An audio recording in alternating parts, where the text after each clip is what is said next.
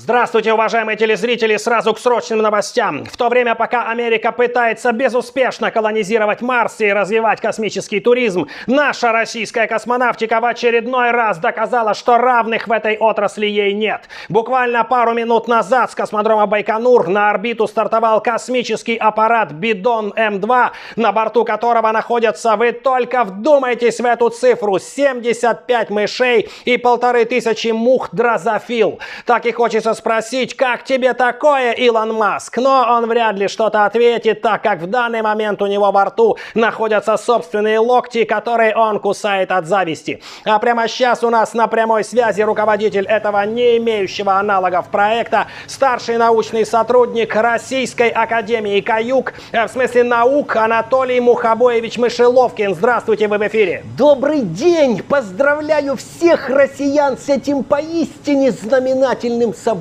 Расскажите нам об этом историческом запуске. Насколько мне известно, он готовился целых 10 лет. Да, 10 долгих лет. Именно столько времени нам понадобилось, чтобы словить 1500 мух. И я вам скажу, это достаточно сложный процесс, потому что, знаете, пока поймаешь одних, уже приходится прощаться с другими. Эти мухи, они ж мрут, как мухи, понимаете? Нам даже с этим вопросом пришлось обратиться за помощью к нашему президенту. И вы знаете, он моментально отреагировал. И такое столь необходимое количество насекомых он помог нам собрать, можно сказать, за один присест. Это как? Ну, он один раз хорошенько так присел, отдал нам свой чемодан, и пока мы с ним доехали до Байконура, к нам слетелось порядка 20 тысяч мух. Так что нам еще и пришлось проводить профотбор на лучших из лучших. Я так понимаю, только благодаря нашему президенту разрешился этот вопрос. Да, и надо отдать ему должное, это действительно помогло. Кстати, хорошо, что вы напомнили, надо будет отдать ему все это должное, а то мухи до сих пор на него продолжают слетаться.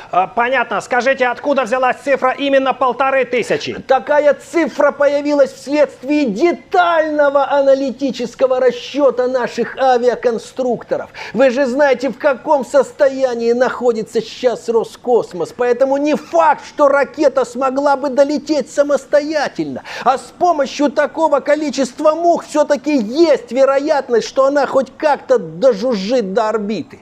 Скажите, а как пришло в голову взять на борт еще и мышей? Если честно, в планах такого не было. Сначала была идея отправить на орбиту простейшие одноклеточные организмы, но Соловьев и Скобеева категорически отказались туда лететь. Поэтому нам пришлось привлекать более разумных особей в лице полевых мышей. В этом, слава богу, нам помогли ведущие мышологи и заслуженные мышетерапевты России. Спасибо им большое. Я так понимаю, мыши и мухи — это был весь экипаж нашего космического корабля. Ну вы что, смеетесь? Ради мышей и мух запускать на орбиту целый космический корабль? Ну нет, конечно.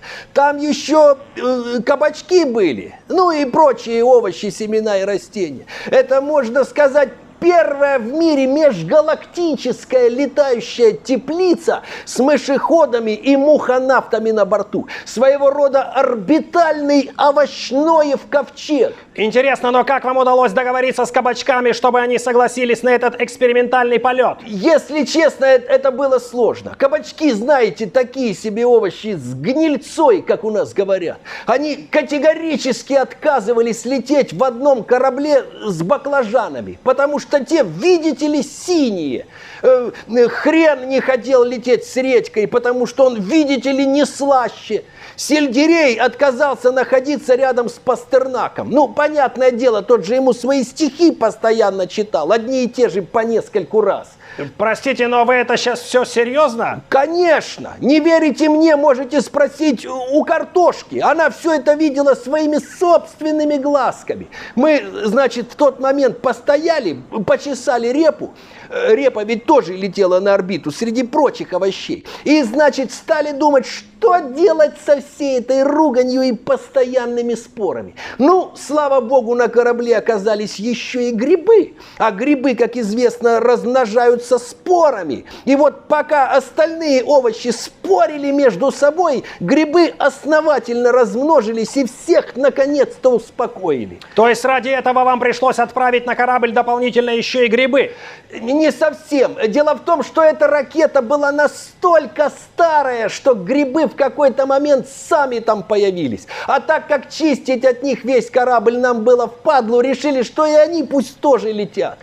Понятно. И последний вопрос. Скажите, в то время, когда уже давным-давно люди покоряют космос, вы туда отправляете мух, мышей и какие-то растения. Для чего это все? Я, честно говоря, даже не знаю. Вот просто нам, как это сказать, вот деньги выделяют и просят что-то делать. Ну, мы эти деньги, так сказать, разделяем и, как видите, что-то делаем для того, чтобы наша российская космическая отрасль ничуть не уступала в конкурентоспособности к недружественным нам странам.